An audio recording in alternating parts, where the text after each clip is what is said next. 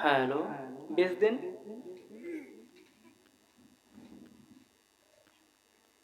Eco দিন।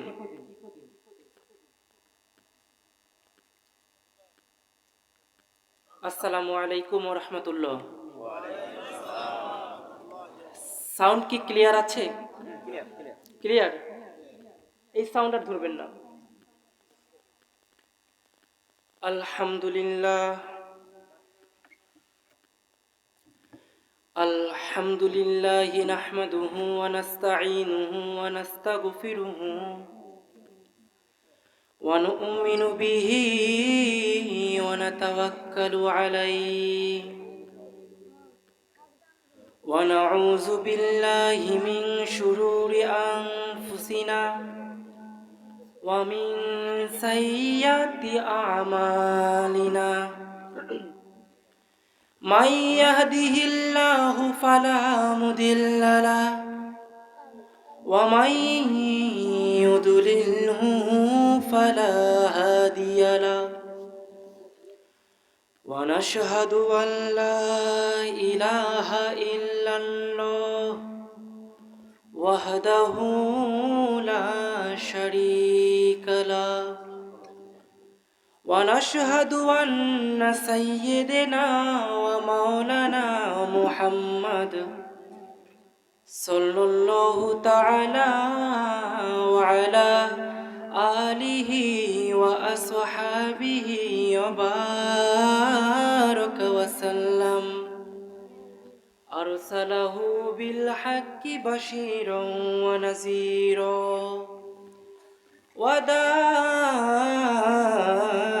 وداعيا إلى الله بإذنه وسراجا منيرا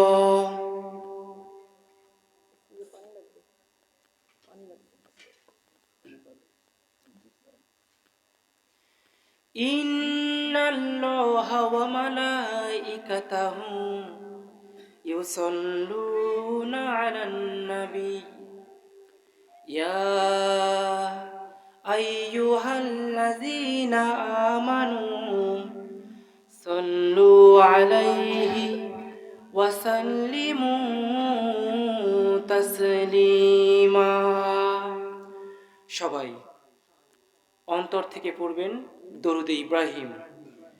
আল্লাহুম্মা সাল্লি আলা মুহাম্মাদি ওয়া আলা আলি মুহাম্মাদ কামা বারাকতা আলা ইব্রাহিম ওয়া আলা আলি ইব্রাহিম ইন্নাকা হামিদুম মাজিদ।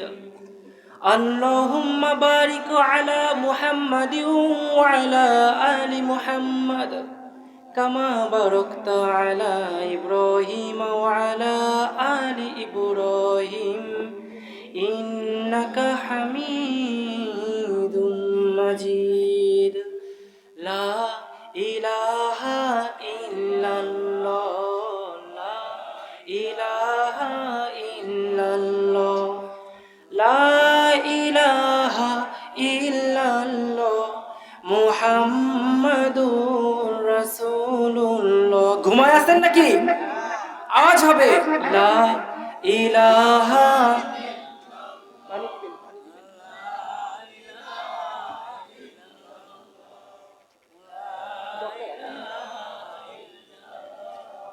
লা ইলাহা ইল্লাল্লাহ মুহাম্মাদুর রাসূলুল্লাহ লা ইলাহা ইল্লাল্লাহ লা ইলাহা ইল্লাল্লাহ লা ইলাহা ইল্লাল্লাহ লা ইলাহা ইল্লাল্লাহ জোরে লা ইলাহা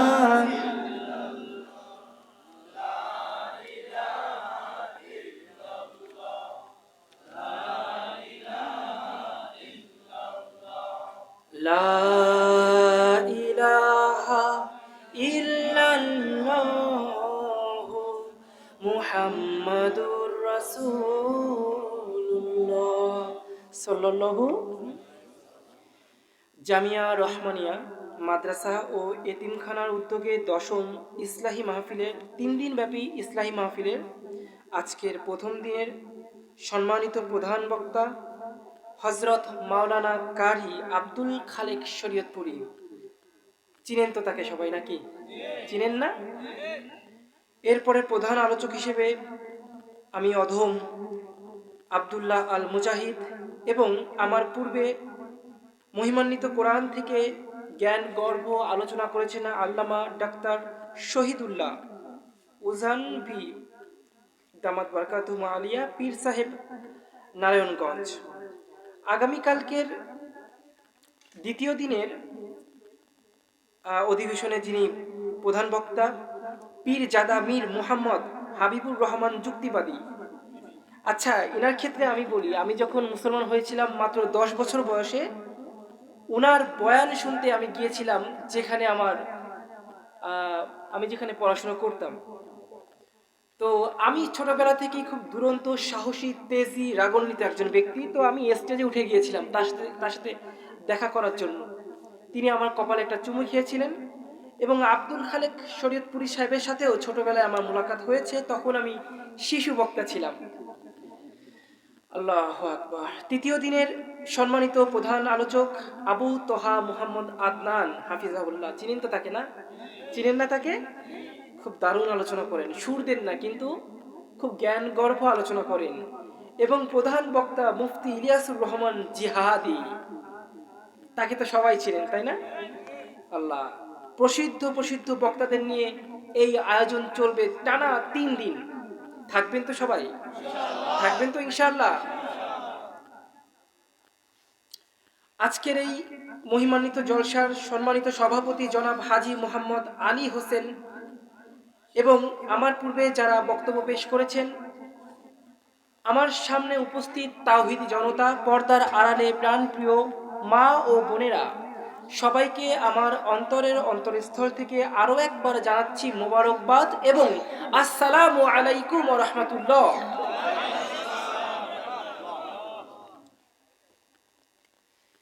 আমি অত্যন্ত ক্লান্ত, টানা 16 ঘন্টা জার্নি করে আপনাদের সামনে হাজির হয়েছি। আমার ক্ষেত্রে আমি একটা সিস্টেম দেখেছি, আল্লাহ এটা আমার সাথে করেন।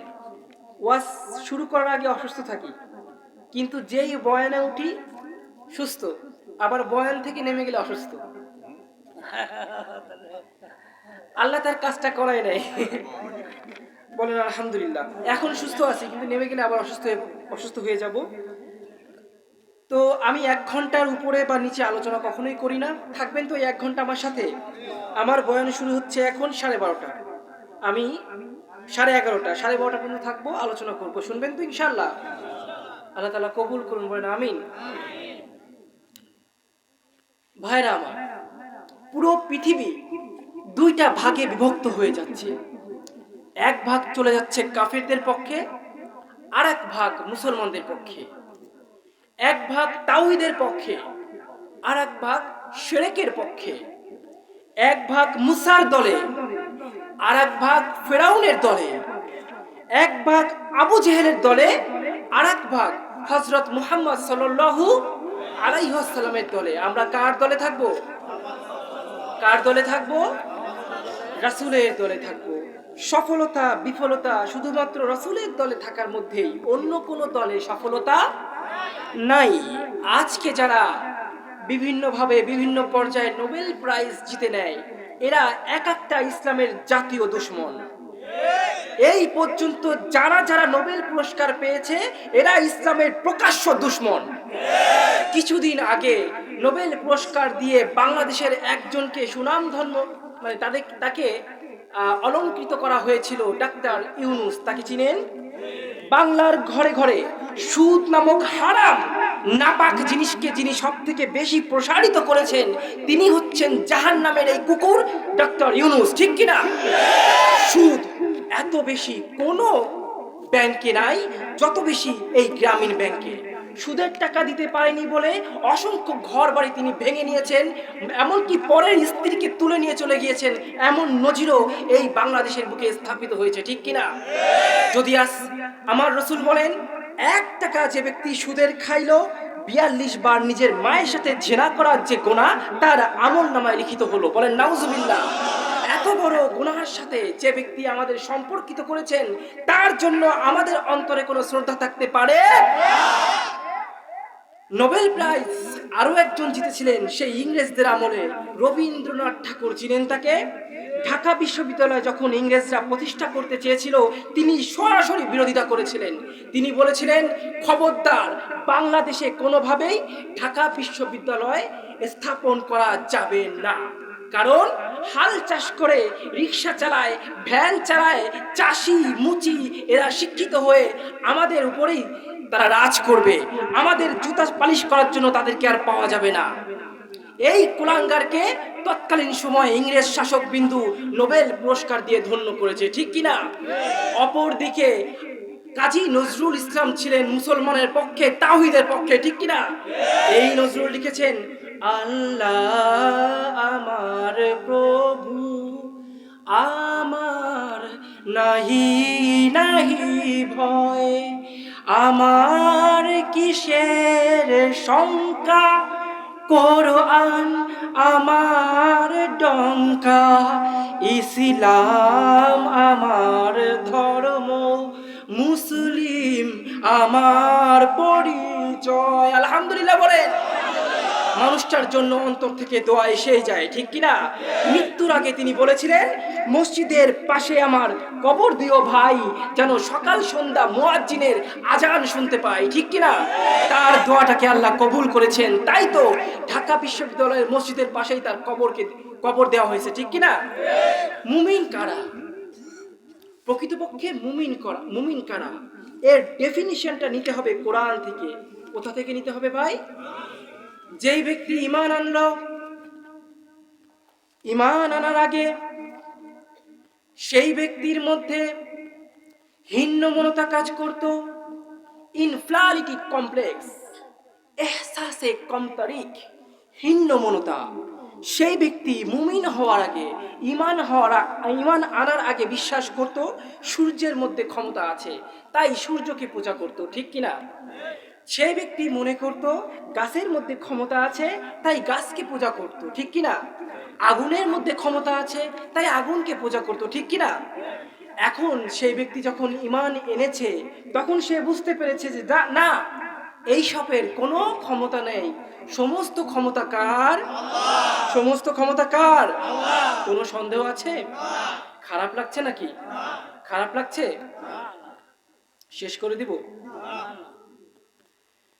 আমার বাবারা, এই পৃথিবীর বুকে একজন মুমিনের জন্মই হয় শুধুমাত্র ইবাদত করার জন্য।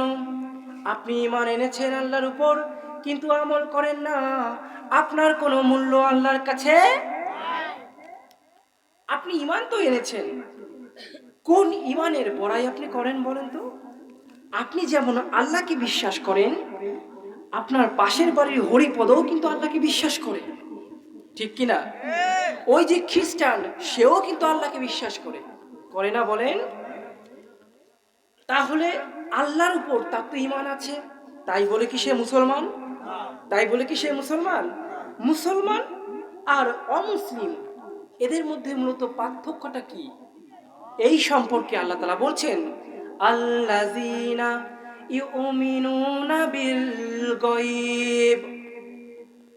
যেই ব্যক্তি ঈমান আনলো, সবার আগে তাকে অদৃশ্যের উপর ঈমান আনতে হবে। অদৃশ্যের উপর যদি তুমি ঈমান না আনো, তুমি কোনোভাবেই মুসলমান হতে পারবা। অদৃশ্যের উপর ঈমান অন্য কোনো ধর্মের অন্য কোনো মানুষ আনে নাই। দেখুন, হিন্দু ধর্মের দিকে তাকান। হিন্দু ধর্মের যে ব্যক্তিটা পূজা করে, সে মনে করে আমি তো সৃষ্টিকর্তাকে দেখি না, তাহলে তাকে পূজা কেন করব? আল্লাহকে তো দেখি না, তাহলে কেন আমি তাকে পূজা করব? এই জন্য সে নিজের মন গড়া একটা মূর্তি তৈরি করেছে, ঠিক কিনা? এক একটা মূর্তির কয়টা হাত থাকে? 8টা 10টা করে হাত থাকে। 10টা হাতে আঙ্গুল থাকে কয়টা? 50টা। কয়টা ভাই? আচ্ছা বলেন তো, ওই যে 50টা 10টা হাতের 50টা আঙ্গুল দিয়ে যদি নাকের ডগায় কোনো মাছি বসে ওই মূর্তির মুখের মধ্যে পায়খানা করে দেয়, 50টা আঙ্গুলের একটা আঙ্গুল দিয়েও কি তাড়াতে পারবে? পারবে? যেই দেবতা নিজেই নিজেকে রক্ষা করার ক্ষমতা রাখে না, সে কিভাবে মানুষকে রক্ষা করবে? হিন্দুরা না দেখে কোনো কিছু বিশ্বাস করেন না, এই জন্য তারা মন গড়া মূর্তির আবির্ভাব করেছে, ঠিক কিনা? হযরতে মুহাম্মদ সাল্লাল্লাহু আলাইহি সাল্লাম বসে আছেন, এমন সময় একজন ইহুদি আসলো, তার হাতে একটা ভাঙা মূর্তি। কি বলেন? তাকে দেখে রাসূলে পাক সাল্লাল্লাহু আলাইহি সাল্লাম জিজ্ঞাসা করলেন, কি ব্যাপার, তোমার হাতের এই মূর্তিটা ভাঙা কেন? তখন সেই ইহুদি লোকটা বলল, ইয়া রাসূলুল্লাহ, এই মূর্তি হচ্ছে আমার সৃষ্টিকর্তা, আমি একে পূজা করতাম। আজকে যখন বাইরে বের হয়েছি, এই মূর্তি আমার কাছে ছিল, পথিমধ্যে হঠাৎ করে প্রস্রাবের বেগ আসলো, আমি চিন্তা করলাম প্রস্রাব করতে যাব, মূর্তিকে তো সেখানে নেওয়া যায় না, যায় বলেন? এত পবিত্র একটা জিনিসকে তো আর মানে সে প্রস্রাবখানে নেওয়া যায় না। তাই কি করলাম, রাস্তার মাঝখানে রেখে আমি বট গাছের নিচে গিয়ে কাম সারলাম। কাম সেরে ফিরে এসে দেখি মূর্তির গাটা কেমন যেন ভেজা ভেজা। আমি মনে করলাম নিশ্চয়ই কোনো বরকতের পানি, না হলে মূর্তির গায়ে পানি কেমনে আসবে? আমি করলাম কি, ইয়া রাসূলুল্লাহ, এই মূর্তিটার গাটাকে একটু চাটা দিলাম, চুষে চুষে এই পানিটা আমি খেতে লাগলাম। দেখলাম কেমন যেন বিচ্ছিরি স্বাদ, নোনতা নোনতা আর বিদঘুটে বিশ্রী একটা গন্ধ। আমি চিন্তা করলাম, একটা পবিত্র পানি, বরকতমুক্ত পানির তো এমন অবস্থা হতে পারে না, তাইলে আমি কি খাইলাম? একটু চারিদিকে তাকায় দেখি একটু দূরেই একটা কুকুর দাঁড়ানো, আর কুকুরের পিছন থেকে টপ টপ করে পানি পড়ছে। ইয়া রাসূলুল্লাহ, আমি তখন বুঝলাম কোন বরকতের পানি আমি খাইছি। কোন বরকতের পানি? এই মূর্তি মুখের উপর কুকুর এসে মুইতে দিল, এই মূর্তির করার মতো কিছু ক্ষমতা ছিল? সেই মূর্তি আমাকে কিভাবে রক্ষা করবে ইয়া রাসূলুল্লাহ? হাদিস শরীফে আসছে, রাসূল সাল্লাল্লাহু আলাইহি সাল্লাম ঝটকা দিয়ে হেসে উঠলেন, তার পবিত্র দাঁতগুলো তখন দেখা যাচ্ছিল, আর ইহুদি লোকটা অপলক চোখে তার দিকে তাকিয়েছিল। বলেন সুবহানাল্লাহ। সুবহানাল্লাহ বললেন না? একটু জোরে হবে না? সেই রাসূলের রওজায় কি আমরা যেতে চাই? যেতে চাই? আল্লাহ আমাদের কবুল করুন, বলেন আমিন। মদিনায় যাওয়ার তৌফিক দান করুন, বলেন আমিন। মদিনা নাম কত মধু,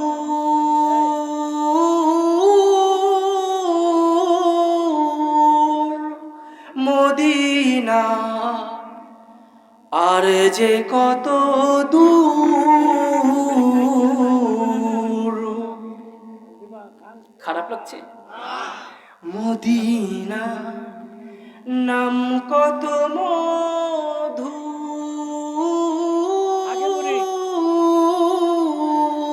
মদিনা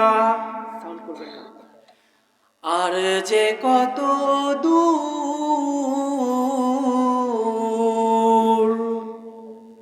এই গরিবে সালাম দরুদ খানি, এই গরিবের সালাম দরুদ খানি, পৌঁছে দিও রোজায় মদিনা, যাইতে পারলাম না মদিনা, দেখতে পারলাম না মদিনা, যাইতে পারলাম না।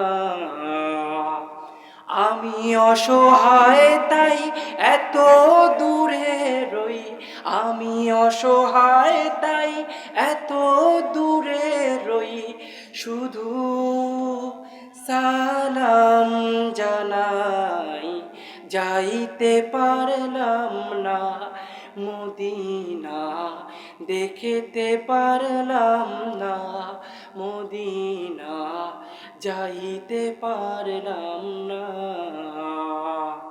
খারাপ লাগে? খারাপ লাগে? আল্লাহ আমাদের সবাইকে মদিনায় যাওয়ার তৌফিক দান করুন, বলেন আমিন। আরো জোরে বলেন না আমিন। ওই লোকটার কথা শুনে রাসূল পাক সাল্লাল্লাহু আলাইহি সাল্লাম হেসে দিলেন, বললেন, আচ্ছা ঠিক আছে, বুঝলাম, তো আমার কাছে কি মতলবে এসেছো? তখন সেই ইহুদি লোকটা বলতে শুরু করলো, ইয়া রাসূলুল্লাহ, এই মূর্তির ক্ষমতা আমার কাছে আজকে প্রকাশিত হয়ে গিয়েছে। এই মূর্তির থেকে একটা কুকুর শক্তিশালী, ঠিক কিনা? কুকুরকে পূজা করা যায়, তবু এই মূর্তিকে পূজা করা যায়। আমি আপনার হাতে হাত রেখে কালেমা পড়তে চাই।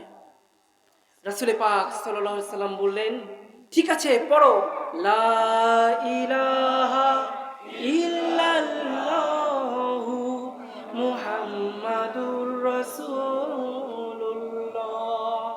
লা ইলাহা ইল্লাল্লাহ, জোরে।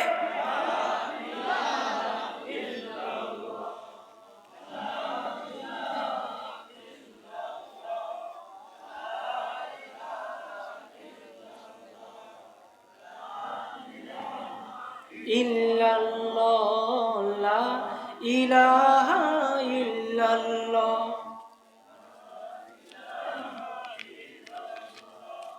লা ইলাহা ইল্লাল্লাহ মুহাম্মাদুর রাসূলুল্লাহ সাল্লাল্লাহু। এই তো সেদিনকে একটা নদীর পাড়ে বসে জিকির করতেছি। আমি আবার জিকির করি, প্রচুর পরিমাণ জিকির করি, উঠতে বসতে চলতে ফিরতে জিকির করি, রবের সাথে কানেকশনটা বজায় রাখি। এই জন্য কাফেররা আমাকে দীর্ঘ 18টা বছর অত্যাচার করেছে। কত বছর? 18 দিন সহ্য করা যেখানে মুশকিল, সেখানে 18টা বছর আমাকে একের পর এক অত্যাচার করা হয়েছে। তা সত্ত্বেও আমি আমার ইমানকে বিক্রি করি। আজ আমাদের সমাজে এমন অনেকেই আছে চাকরির বিনিময়ে ইমানটাকে বিক্রি করে দেয়, যাকে তাকে জান্নাতের সার্টিফিকেট দিয়ে দেয়, বিনিময়ে পায় ডিম বিরিয়ানি। কি বিরিয়ানি?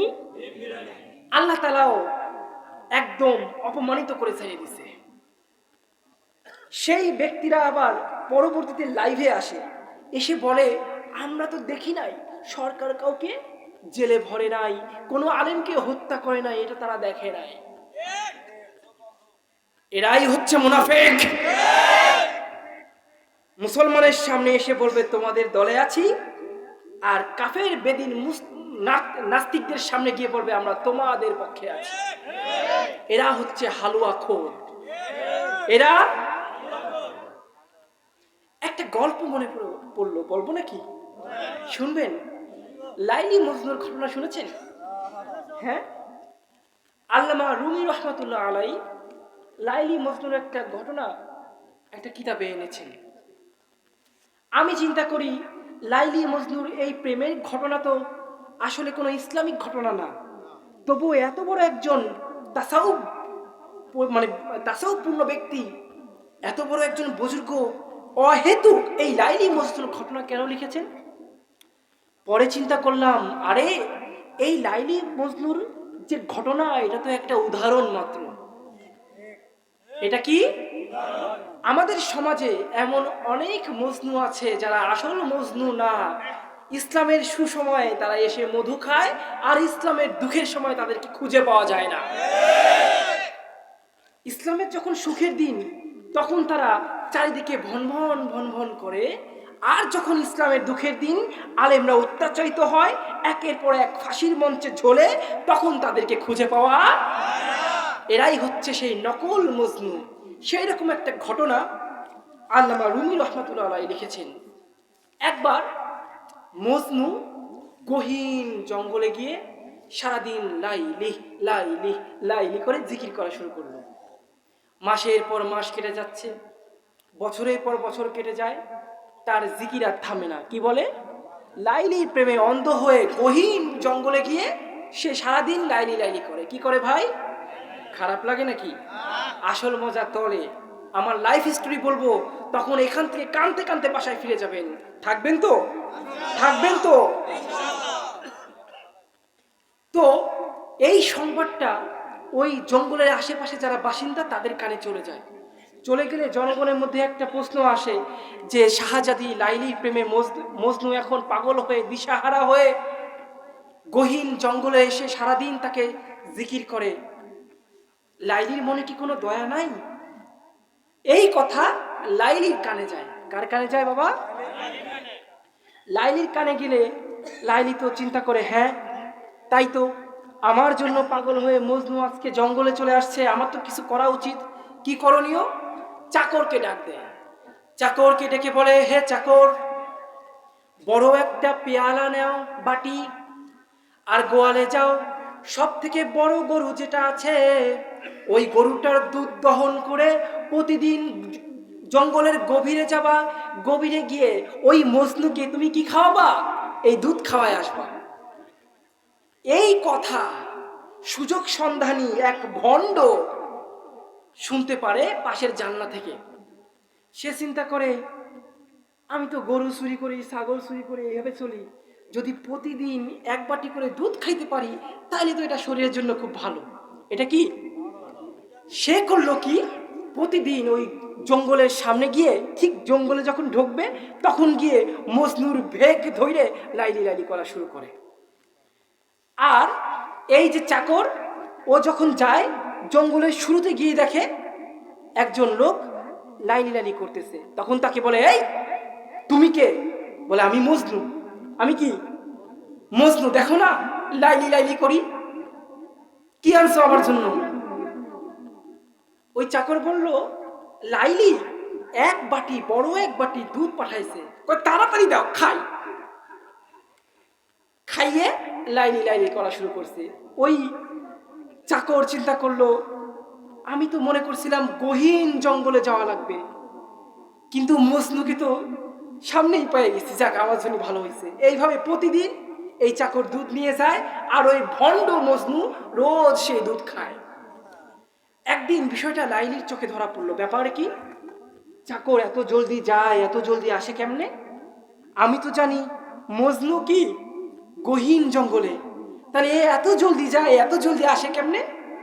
এইবার লাইলি পরীক্ষা করার জন্য, বিষয়টা পরীক্ষা করার জন্য ওই চাকরকে বলল, এই শোনো, জি ম্যাডাম, আজকে একটা চাকু সাথে নিবা আর পেয়ালা নিবা, মজনুকে যেয়ে বলবা তোমার লাইলি খুব রক্তের প্রয়োজন, রক্ত না হলে সে বাঁচবে না, তোমার গা থেকে কেটে কেটে আমাকে রক্ত দাও। এখন ঠিক আছে, লাইলির কথা অনুযায়ী এই চাকর ছুরি একটা নিয়ে, ধারালো ছুরি নিয়ে, পেয়ালা নিয়ে হাজির কার সামনে? সেই ভণ্ড। ও তো ওইখানে জিকির করতেছে লাইলি লাইলি, আর মনে করছে আজকেও তো দুধ খাবো, কিন্তু আজকে তো কপালে অন্য কিছু আছে, ঠিক কিনা? এইবার ওই ভণ্ড বলে, কি দুধ আনো নাই, দাঁড়ায় আছো কেন? তখন ওই চাকর বলতেছে, লাইলির খুব রক্তের প্রয়োজন, আজকে তিনি দুধ দিতে পারেননি, আজকে তিনি দুধ দিতে পারেননি, আজকে তাকে তুমি তোমার শরীর থেকে এই চাকু দিয়ে কেটে কেটে কি করবা? রক্ত দিবা। এই শুনে ব্যাং আর কত জোরে লাভ দেয়, তার থেকে ভয়ঙ্কর এক লাভ দিছে এই ভণ্ড মজনু।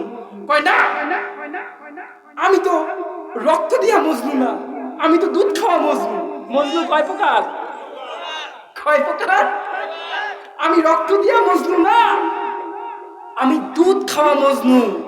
আমি ইসলামের সুখের সময় মধু খাই, ইসলামের দুঃখের সময় রক্ত দেওয়ার সময় আমি নাই। যদি রক্ত দেওয়া মজনুকে চাও, ভিতরে চলে যাও। কোথায় যাও? ভিতরে যাও, সেখানে গিয়ে রক্ত দেওয়া মজনুকে পাওয়া। ভাইরা আমার, আমাদের এই সমাজে এখন মজনু কয় প্রকার?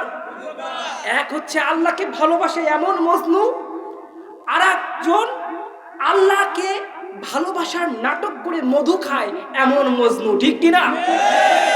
ইসলামে যখন একের পর এক আঘাত আসে, নবীকে যখন একের পর এক গালি দেওয়া হয়, এইসব মজনুকে তখন খুঁজে পাওয়া যায় না। আর যদি সরকারি পক্ষ থেকে বিশাল বিরিয়ানির একটা আয়োজন করা হয়, এইসব মজনু সবার আগে দৌড়ায়, ঠিক কিনা? এইসব মজনুকে চিনে রাখো বাঙালি, এরাই মুনাফেক। এরা কি? মুনাফেক। যেটা বলছিলাম, আমি জিকির করতেছি, হঠাৎ করে পেছন থেকে কিছু যুবক নৌকা একটা নিয়ে নদীর মাঝখানে চলে গেল। আমি তাকাই দেখি নৌকার উপর একটা কালি। কি ভাই বলেন, কি কালি?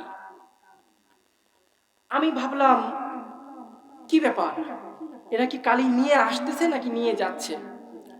3-4টা নৌকা মিলে যুবকরা, আপনাদের মতো সবাই কি যুবক, যুবকরা মিলে নদীর মাঝখানে গিয়ে জয় কালী, আসছে বছর আবার হবে, এই বলে মারছে এক ধাক্কা। কি মারছে? এক ধাক্কায় কালী গিয়ে পড়ছে কোথায়? নদীতে। কিন্তু কালী ডোবে না, কালী ডোবে না। এইবার তাহলে কি করা যায়? 4-5টা যুবক ওই কালীর গায়ের উপর লাফ দিয়ে পড়ছে। পড়ে ও ওইখান থেকে সুগনি দেয়, ও ওইখান থেকে সুগনি দেয়, ও ঠ্যাং ধরে টানে, ও মাথা ধরে টানে। এইভাবে কিছুক্ষণের মধ্যে দেখলাম কালীর মাথা নাই, কালীর কি ঠ্যাং একটা ভেঙে বেঁকায় গেছে। কি সাই হাত, হাত কয়টা? 4টা হাত একটা পাছার মধ্যে ঢুকে গেছে। আমি চিন্তা করলাম, হাই, একটু আগে যাকে ভগবান বলে পূজা করলাম আর এখন তার সাথে এমন দুর্ব্যবহার, এটা তাদের প্রাপ্য, ঠিক কিনা? এর দ্বারা প্রমাণিত হয় আল্লাহ ব্যতীত তোমরা যাকেই উপাসনা করো না কেন, তার অন্তিম বিদায় হবে এমন শোচনীয় ভাবে, ঠিক কিনা? আমি দেখে হাসলাম, আবার জিকির করতে শুরু করলাম, লা ইলাহা জোরে লা ইলাহা, লা ইলাহা, লা ইলাহা।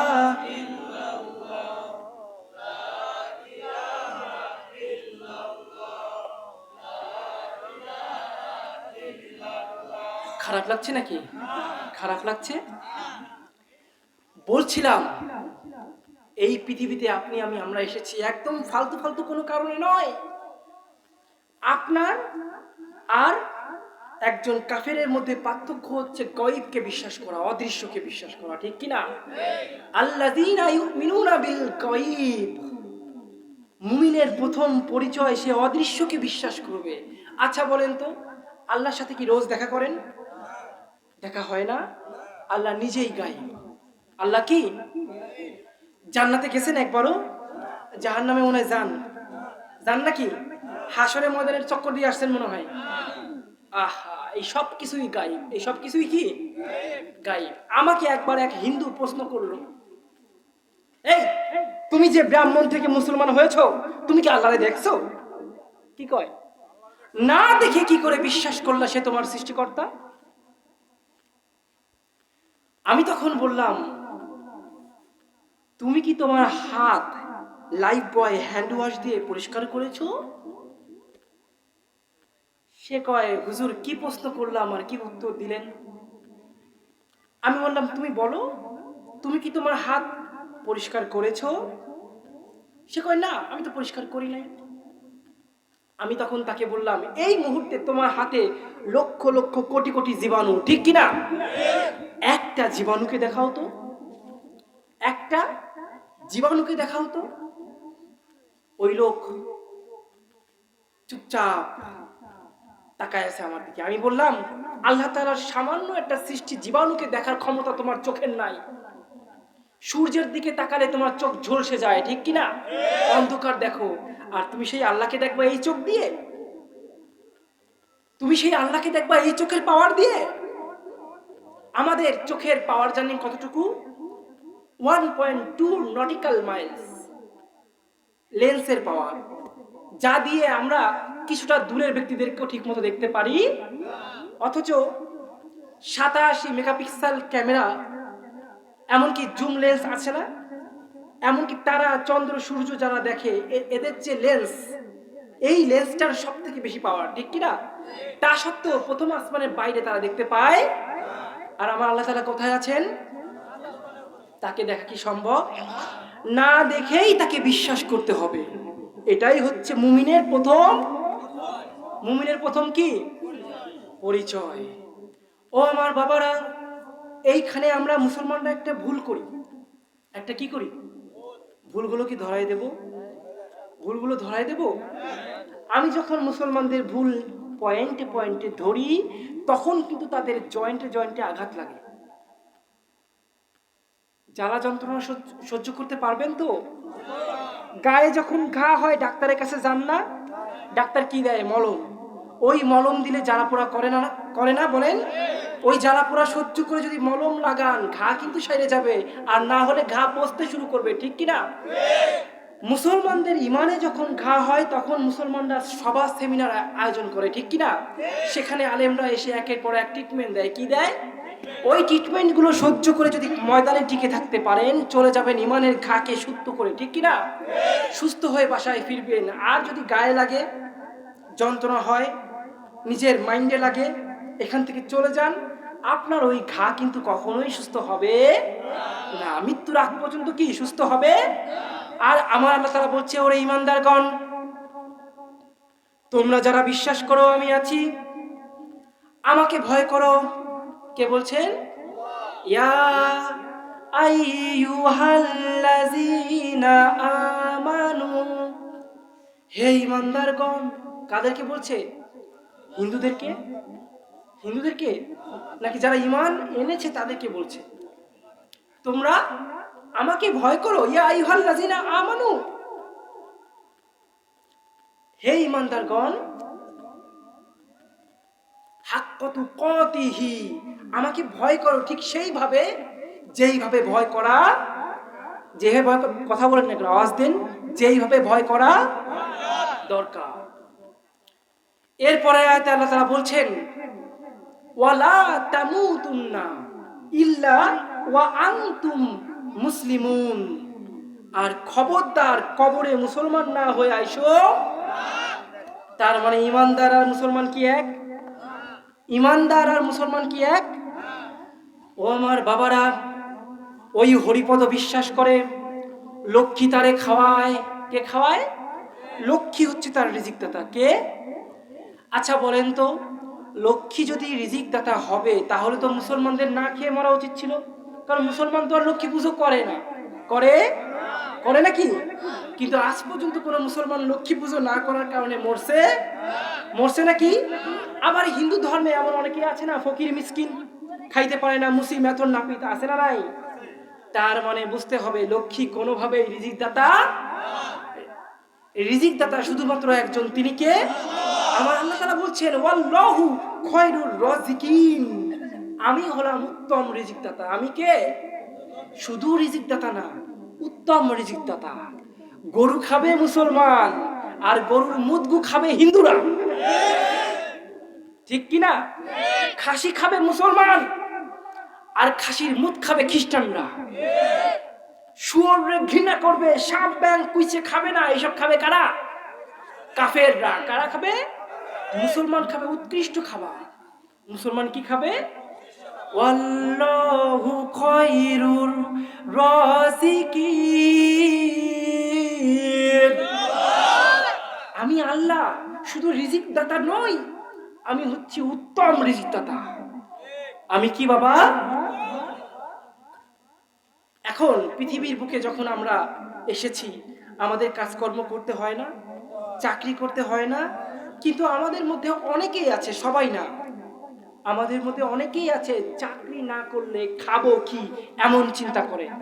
আছে না নাই? মিথ্যা বললাম? ব্যবসায় লস হইলে খাবো কি এমন অনেকের মধ্যে ধারণা আছে। আছে না নাই বলেন? আচ্ছা, চাকরি কি আপনাকে খাওয়ায়? চাকরি আপনাকে খাওয়ায়? ওই হরিপদ বিশ্বাস করে লক্ষ্মী তারে খাওয়ায়, আল্লাহ তারে খাওয়ায় না। আর আপনি মুসলমান বিশ্বাস করেন আল্লাহ খাওয়ায় ঠিকই, কিন্তু খাওয়ায় কিনা? চাকরি। চাকরি না করলে খাবো কি? ওই হরিপদ লক্ষ্মীর উপর ঈমান আনার কারণে যদি কাফের হয়, আপনি আমি চাকরির উপর ডিপেন্ডেন্ট হওয়ার কারণে, চাকরির উপর ভরসা করার কারণে, চাকরিকে রিজিকদাতা মনে করার কারণে আমি আপনি কি হয়ে যাব? কাফের হয়ে যাব। খারাপ লাগছে কথাটা? খারাপ লাগছে? আহা, এই দুনিয়ায় এসে তুমি তোমার পেটের ধান্দায় পড়ে গিয়েছো। অথচ বাবা, এই দুনিয়ার বুকে এসে নিজের পেটের ধান্দায় পড়ে সুদের টাকা দিয়ে তুমি সংসার চালাও, আছে না নাই? ঘুষের টাকা দিয়ে তুমি চাকরি নাও, আছে না নাই? আবার মানুষকে ধোকা দাও, দুর্নীতি করো, চুরি করো, ছেঁচনামি করো, সবকিছু কিসের জন্য? এই পেটের জন্য। কিসের জন্য? পেটের দায়িত্ব তোমাকে নিতে বলছে কিরা? হ্যাঁ, রিজিকের দায়িত্ব তোমাকে নিতে বলছে কিরা? রিজিকের দায়িত্ব কার? জোরে বলেন কার? আচ্ছা চিন্তা করেন তো, যখন আপনার বাবা মা সিদ্ধান্ত নিল আপনাকে পৃথিবীর বুকে আনবে, মানে বাচ্চা নেবে আর কি, আপনি যখন মায়ের গর্ভে ছিলেন 40 দিনের এক টুকরো রক্তপিণ্ড আপনি ছিলেন। কি ছিলেন? রক্তপিণ্ড। এরপর আপনার ভেতর রুহ দেওয়া হলো, তারপর হাড় দেওয়া হলো, কাঠামো তৈরি করা হলো, তারপর মাংস দেওয়া হলো, আর তারপর চামড়া দিয়ে লেপে দেওয়া হলো। ঠিক কিনা? আচ্ছা আমি যদি আপনাকে প্রশ্ন করি, মায়ের পেটে কি চাকরি করতেন আপনারা? হুম, একটাও চাকরি করতেন না? তাইলে মনে হয় না খেয়ে থাকতেন। না খেয়ে থাকতেন নাকি? আপনার মা ঘরের সব কাজ করত, সবার খাওয়া দাওয়া শেষে যে খাবারটা বেঁচে থাকতো সেই খাবারটা খাইতো। ঠিক কিনা? কিন্তু আপনি যখন গর্ভে এসেছেন, মায়ের পেটে এসেছেন, আপনার মায়ের যত্ন 3 গুণ বেড়ে গিয়েছে, তাই না? স্বামী এসে বলে আজ থেকে তোমাকে ফল খাওয়াবো, গোশত খাওয়াবো, ডিম খাওয়াবো, দুধ খাওয়াবো। শাশুড়ি এসে বলে মা, বৌমা, আজ থেকে তুমি চুলার কাছে যাবা না, ভারী জিনিস উঁচু করবা না। আমি কি মিথ্যা বলছি? এই সব যে আদর যত্ন কার জন্য? আপনার জন্য। কার জন্য? আপনার জন্যই এত আয়োজন। এত আয়োজন কে করেছেন? আচ্ছা বলেন তো, এটা কি শুধু মুসলমানের জন্য? একজন মুসলমানই কি শুধুমাত্র পেটে ভালো খাবার খাইছিল, নাকি অন্যান্য ধর্মে যত মা আছে তাদের পেটে যত সন্তান আছে তারাও ভালো খাবার খাইছিল?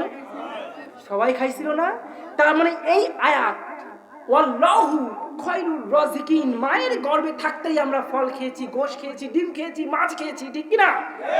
মায়ের খাদ্যনালী থেকেই আল্লাহ আমাদের কাছে এমন খাবার কি পৌঁছায় দিয়েছেন।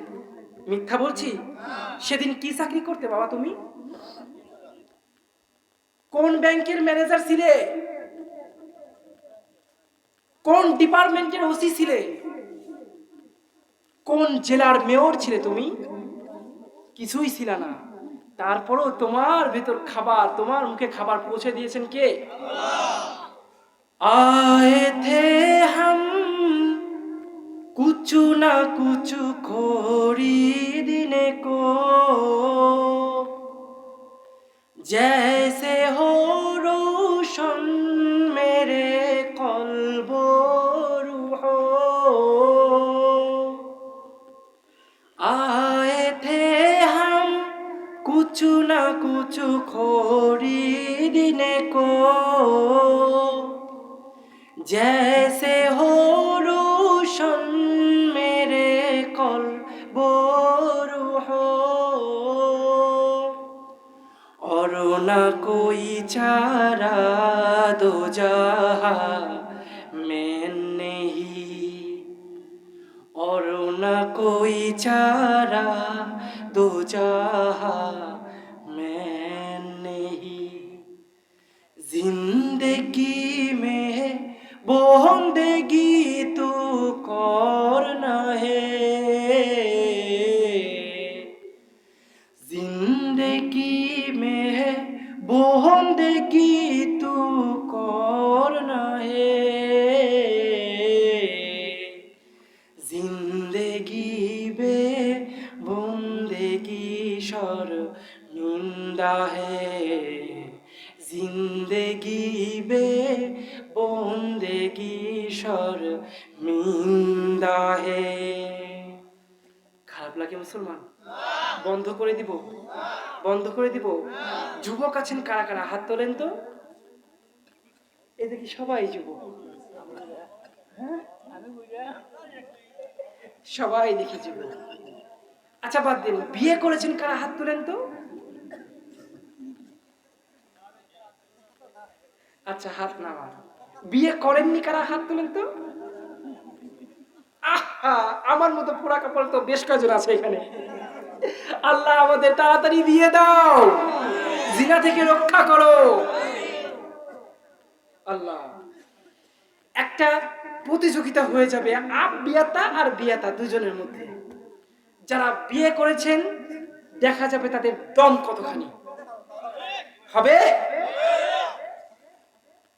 আসমান ফাটিয়ে চিৎকার করে প্রতিধ্বনি দিতে হবে লিল্লাহে তাকবীর। এইবার আসুন আমার দলের পাবলিক যারা আছেন, আপ বিয়াতা কি হবে? চ্যালেঞ্জ অ্যাকসেপ্ট, চ্যালেঞ্জ গ্রহণ হবে? সংখ্যায় তো কম, পারবেন? পারবেন না? বদরের যুদ্ধে মাত্র ৩১৩ জন ছিল। কতজন ছিল? কিন্তু বিজয় হয়েছিল কাদের? হবে না যুবকরা? দেখা যাক, মান সম্মান রাখো। আমি বক্তা, আমিও কিন্তু বিয়ে করিনি। লিল্লাহে তাকবীর। এই তোমরাও দিছো? বিয়ে করার জন্য খুব পাগল দেখছেন? আল্লাহ, মাশাআল্লাহ, সুন্দর হয়েছে মাশাআল্লাহ। মুরব্বী যেন কয়জন ছিলেন এখানে?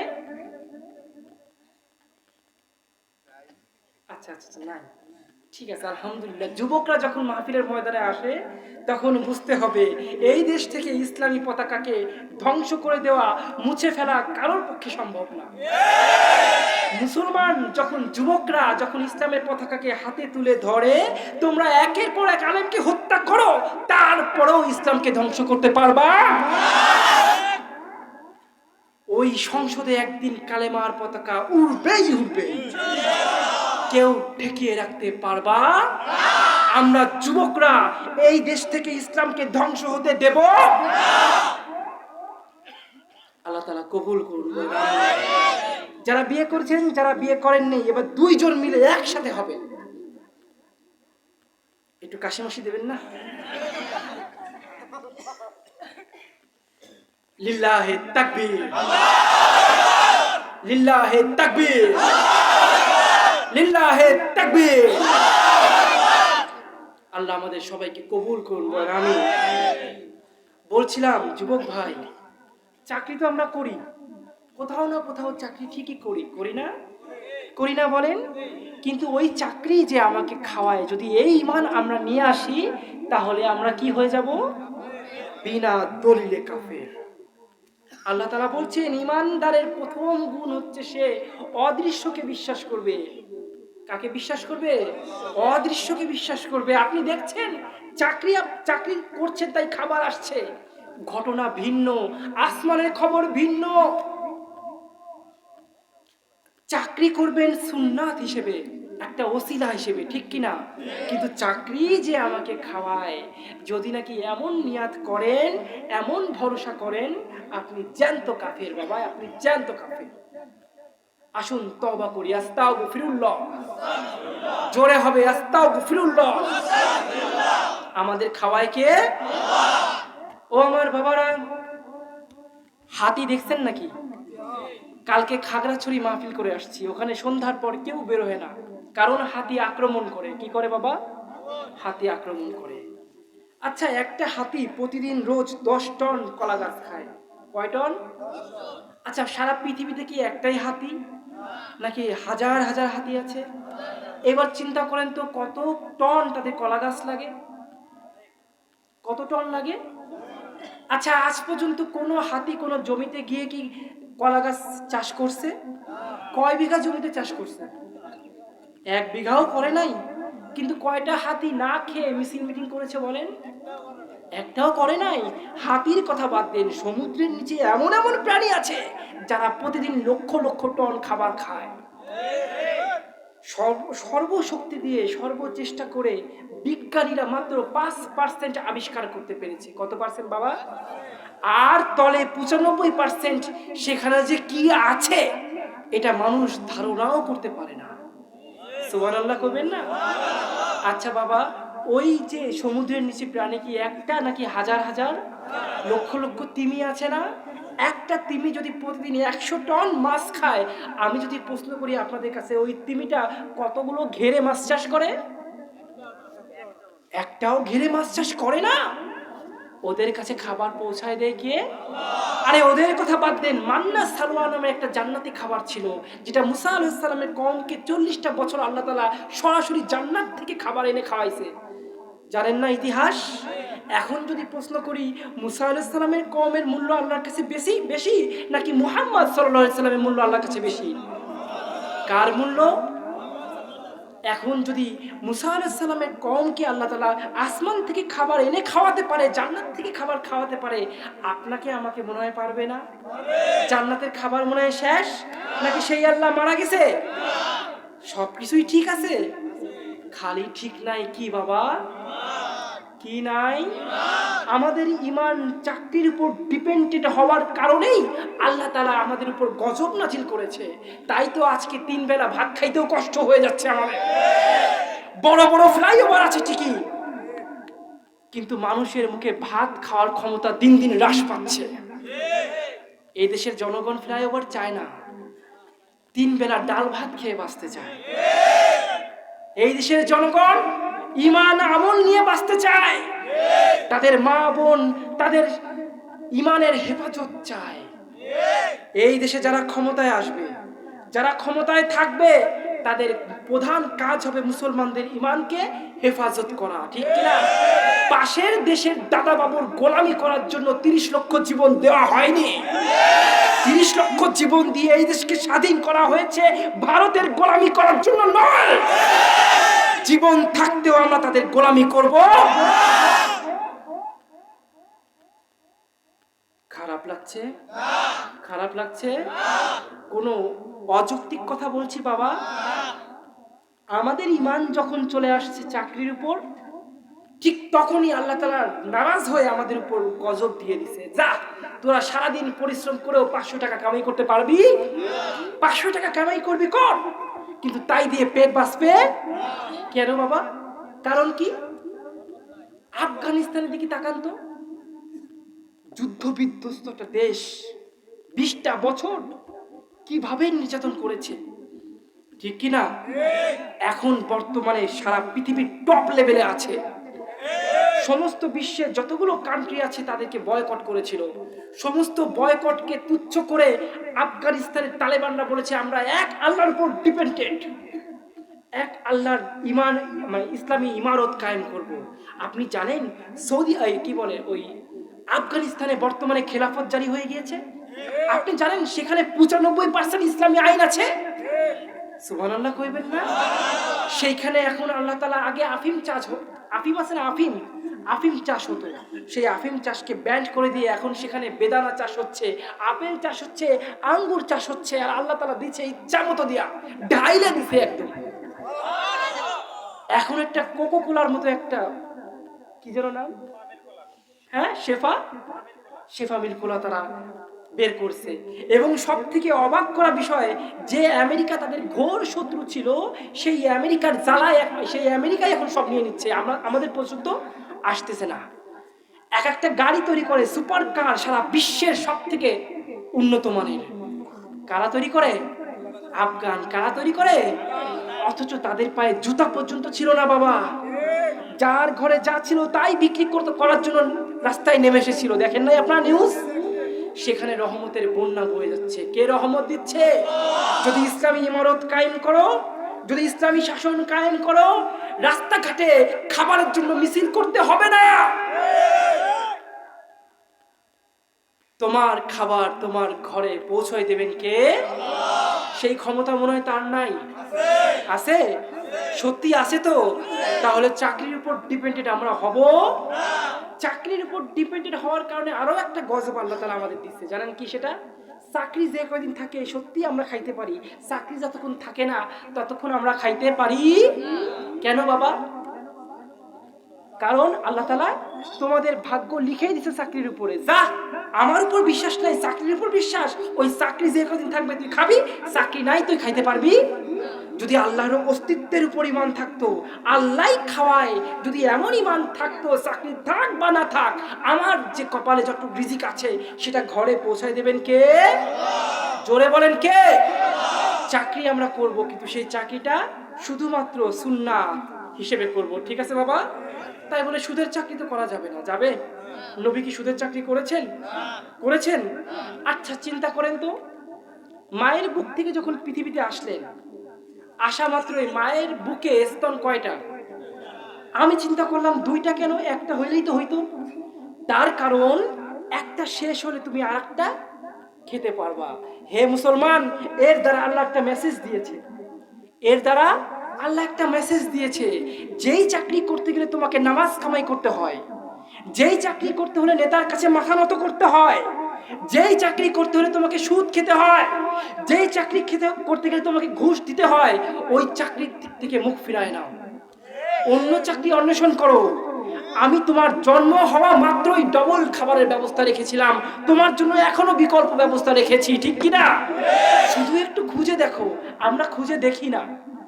আমরা কি দেখি না বাবা? খুঁজে দেখি না। এটাই হচ্ছে আমাদের ইমানের দুর্বলতা। আর এই কারণেই আজকে আমাদের উপর এত আযাব আসছে। খারাপ লাগছে? খারাপ লাগছে? শেষ করে দিব এখন, এখনই শেষ করে দিব। আর আর 5 মিনিট আছে। আরো পরে ও আমার বাবারা, তোমার ইমান যদি ওই ব্যবসার উপর প্রতিষ্ঠিত হয়, ওই ব্যবসা তোমারে খাওয়ায়, যদি এমন চিন্তা তুমি করো, হরিপদ চিন্তা করে ওই লক্ষ্মী তারে খাওয়ায়, আর তুমি চিন্তা করো ওই ব্যবসা তোমারে খাওয়ায়, ওই হিন্দু হরিপদ কাফের হইলে তুমি আমি কি? কোন দলিল লাগবে? দলিল লাগবে? বিনা দলিলে কাফের। ব্যবসা করব কেন? ওইটা সুন্নাত, তাই ওর মাধ্যমে আল্লাহ তাআলা, ওর ওসিলায় আল্লাহ তাআলা খাওয়াবেন, ঠিক কিনা? আবার কিছু করবেন না তা কিন্তু হবে না। রাসূল পাক সাল্লাল্লাহু আলাইহি সাল্লামের সময় 4-5 জন মানুষ মসজিদে নববীতে বসে সারাদিন জিকির করে। কি করে? জিকির করে, নামাজ করে, জিকির করে, নামাজ পড়ে। রাসূল পাক এক ওয়াক্ত তাকে দেখলো, পরের ওয়াক্ত তাকে দেখলো, এইভাবে 3-4 ওয়াক্ত দেখলো, পরের দিন এসে দেখে তারা ওইখানে জিকির করে। এখন তাদেরকে রাসূল পাক বললেন, কি ব্যাপার, তোমরা কারা? ওই 4-5 জন লোক বলল, ইয়া রাসূলুল্লাহ, আমরা হচ্ছি ইবাদতকারী, আমরা এখানে সারাদিন জিকির আজকার করি। আচ্ছা ভালো, তা খাও কি? ইয়া রাসূলুল্লাহ, গ্রামবাসী আমাদের জিকির আজকার দেখে ভাত রান্না করে দেয় আর আমরা তাই খাই। কি করে? ভাত রান্না করে দেয়, আমরা তাই খাই। রাসূল পাক সাল্লাল্লাহু আলাইহি সাল্লাম দৃঢ় কণ্ঠে বললেন, তোমরা তো তাদের উপর ডিপেন্ডেন্ট। তোমরা কাদের উপর? তাদের উপর ডিপেন্ডেন্ট। তারা দেয় আর তোমরা খাও। এক্ষুনি বের হয়ে যাও, মসজিদে আসবা শুধুমাত্র নামাজ পড়ার জন্য। আর নামাজ পড়ার বাদ দিয়ে যে সময়টা পাবা, রিজিক তালাশ করো। কি করবা? রিজিক তালাশ করো। বসে বসে খাওয়া যাবে, বসে বসে খাওয়া যাবে। তার মানে কি ব্যবসা আমারে খাওয়ায়? ব্যবসা আমারে খাওয়ায়। ব্যবসার ওসিলায় আল্লাহ তাআলা আমাকে কি করেন? খাওয়ায়। ওই ব্যবসা যদি খাওয়ায়, যদি এটা মনে করি, সাথে সাথে আমরা কি হয়ে যাবো বাবা? কাফের হয়ে যাব। আল্লাহ তাআলা আমাদের এমন ধ্যান ধারণা থেকে রক্ষা করুন, বলেন আমিন। ছোট্ট একটা ঘটনা বলে শেয়ার করব। আপনাদের এই দেশে নাটোর নামে একটা জেলা আছে, নাটোর চিনেন? আমি সেখানে মাহফিলে গিয়েছিলাম, তখন এই নিউজটা আমার কানে আসছে। সেইখানে নদীর পাড়ে প্রায় 5 বিঘা 7 বিঘা জমিতে তরমুজ চাষ করেছে একজন ব্যক্তি। কি চাষ করেছে বাবা? আচ্ছা, তরমুজ যদি পানিতে তলায় যায়, সেই তরমুজ কি হয়ে যায়? পচে যায়। পচে যায় না? ভাইরা আমার, বিশাল একটা বন্যা হলো। ওই বন্যাতে ওই লোকটার 5 বিঘা জমি পানিতে তলিয়ে গেল। পাশে বিশাল নদী, সেই নদীর পানিতে তলিয়ে গেল 5 বিঘা জমি। কার? ওই লোকটার। কার?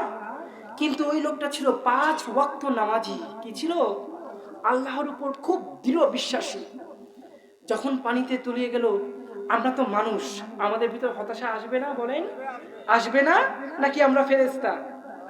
ফেরেশতা নাকি আমরা? অবশ্যই হতাশা আসবে, এটাই স্বাভাবিক। কিন্তু হতাশায় পড়ে আল্লাহকে কখনো অপমান করব? ওই লোকটা হতাশায় পড়ে গিয়ে নামাজে দাঁড়িয়ে গেল। দাঁড়িয়ে গিয়ে বলল, হে আল্লাহ, সহায় সম্পত্তি যা ছিল তা তো লাগিয়ে দিয়েছি এই ব্যবসায়। এই ব্যবসা আমারে খাওয়ায় না? খাওয়াও তো তুমি, কিন্তু ওইটার ওসিলায় তো খাওয়াও আল্লাহ। ওই ওসিলাটা এখন পানির নিচে কি হয়ে গিয়েছে? ডুবে গেছে আল্লাহ। এখন আমার কি হবে? 90,000 টাকা আমার লাভ আসতো আল্লাহ, আমি এখন কিভাবে সংসার চালাবো? আমি তো গরিব। আল্লাহ তুমি সাহায্য করো। পরের দিন গেছে, গিয়ে দেখে পানি কিছুটা নেমে গিয়েছে, কিন্তু তরমুজ এখনো পানির নিচে। ভালো কেমনে থাকে? পানির নিচে। আবার নামাজে দাঁড়ায় গেল, দাঁড়ায় বলল, হে আল্লাহ, এখনো পানির নিচে রেখেছেন, তরমুজ কিন্তু ভালো থাকবে না। আল্লাহ তুমি সাহায্য করো। ও আল্লাহ, আমি তোমার উপর খুশি আছি, তোমার উপর রাজি আছি, তুমি শুধু একটু সাহায্য করো রে মালিক। পরের দিন গেল, দেখে পানি প্রায় নেমে গেছে, সামান্য একটু পানি ক্ষেতের মধ্যে এখনো আছে। ওই লোকটা পাগলের মতো হয়ে একের পর এক তরমুজ ভাঙতে লাগলো। কি করতে লাগলো বাবা? তরমুজ ভাঙতে লাগলো। ভাঙ্গে আর দেখে নষ্ট, ভাঙ্গে আর দেখে নষ্ট, ভাঙ্গে আর দেখে নষ্ট। তার মানে কি, ভাত একটা টিপলেই বোঝা যায় সব ভাত হয়েছে কিনা, চাল সিদ্ধ হয়েছে কিনা, ঠিক কিনা? ওই লোক বুঝে ফেলাইছে পুরো 5 বিঘা জমির তরমুজ কি হয়ে গেছে। তারপরও সেই ইমান হারা হয় নাই, আল্লাহকে গালি দেয় নাই। আমাদের মধ্যে অনেকেই আছি, আমরা বলি একটু বিপদে পড়লে আল্লাহর কাউকে খুঁজে পাইলো না, সব বিপদ খালি আমারই দেয়। কই না আমরা? আছে না আমাদের মধ্যে অনেকে? আহা, এমন বললে ইমান সাথে সাথে চলে যাবে। ইমান কি সাথে সাথেই চলে যাবে। দুনিয়ার বুকে থাকবেন, আল্লাহর উপর বিশ্বাস রাখাটাও হচ্ছে ইবাদত, ঠিক কিনা? दुनिया में हो दुनिया का तलबगार न हो, बाजार से गुजरना हो खरीदार न हो। दुनिया में हो दुनिया का तलबगार न हो, बाजार से गुजरना हो खरीदार न हो। ए दुनिया के मिसिले कागज फूल है, ए दुनिया के मिसिले कागज फूल है। जिंदगी में बंदगी तू करना है, जिंदगी में बंदगी शर्मिंदा है, जिंदगी में बंदगी शर्मिंदा है। খারাপ লাগে?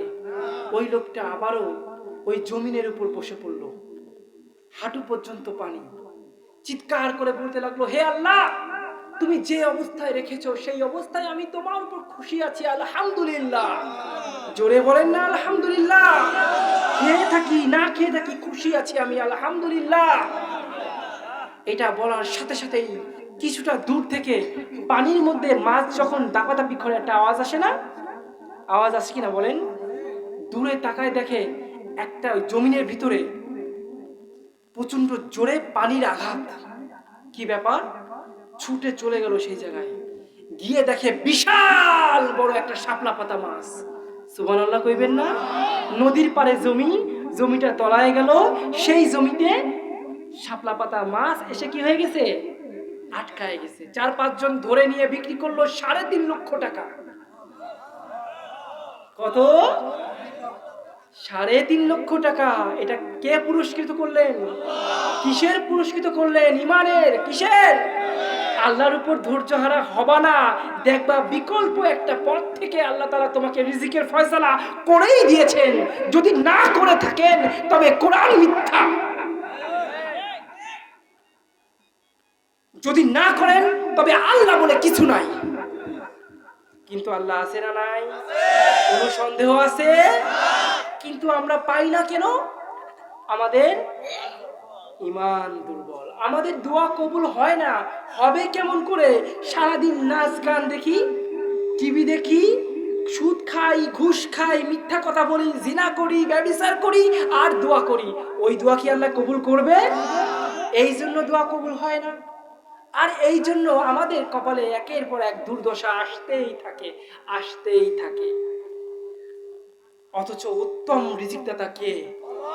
চিন্তা করে দেখেন, মায়ের গর্ভ থেকে বের হয়ে যে খাবারটা আপনি খেয়েছেন, বিজ্ঞান আজ পর্যন্ত ওই দুধ আবিষ্কার করতে পারে নাই।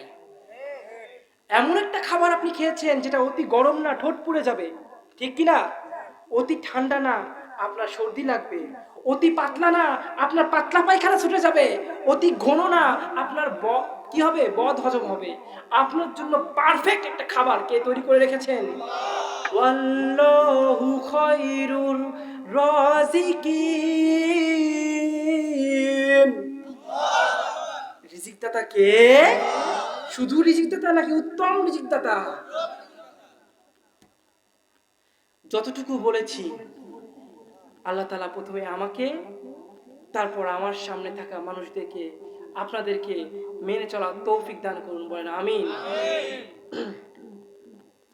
ওয়া আখিরু দাওয়ানা আনিল হামদুলিল্লাহি রাব্বিল আলামিন। 1 ঘন্টা শেষ। সবাই ভালো থাকবেন, হ্যাঁ, দোয়া করবেন আমার জন্য, ঠিক আছে? যদি কেউ মাহফিলে দাওয়াত দিতে চান, আমার কাছ থেকে কার্ড নিয়ে যাবেন, হ্যাঁ। আমি কন্ট্যাক্ট করি না, কন্ট্যাক্ট করা পছন্দও করি না, কারণ এটা আমার ব্যবসা না। দোয়া রাখবেন আমার জন্য, কেমন?